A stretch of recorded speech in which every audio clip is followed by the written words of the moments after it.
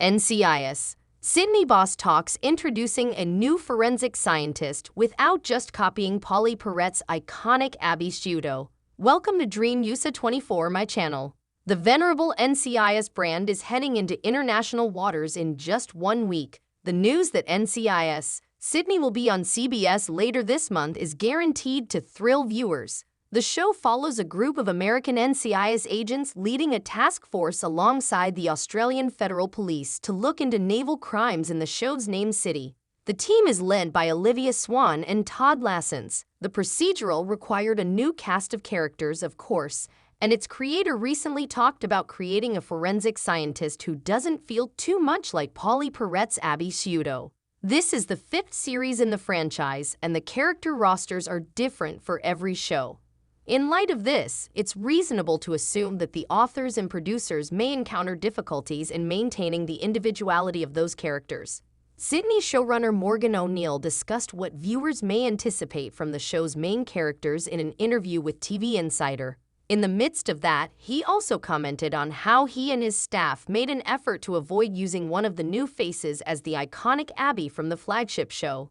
The difficulty in developing a new installment of a well-known franchise is avoiding using the same characters twice. It's not appropriate to simply adapt something from a prefabricated version and call it your own.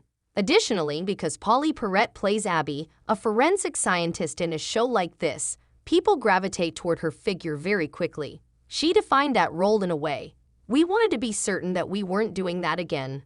Thank you, please share my video. Pauley Perrette's energetic performance was the reason pseudo added so much life to the original series. Despite the fact that Perrette is still missed, she finally left the show during season 15 owing to certain problems on production. It's challenging to possess the same kind of magic she did, and it's probably even harder to refrain from doing so. Bluebird Gleeson is a member of the NCIS Sydney cast who most closely resembles Abby. Fortunately, Morgan O'Neill and colleagues managed to distinguish her.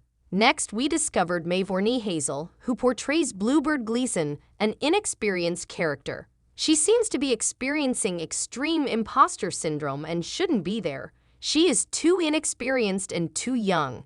As the seasons progress, we will uncover a ton of incredibly strange and fascinating backstory that she is carrying around. However, she excels at what she does. She has a social awkwardness. She just seems so genuine to me because of the way all those elements came together. I've collaborated with numerous scientists, and she struck a chord with me regarding both her intellectual prowess and her social clumsiness, which I found endearing.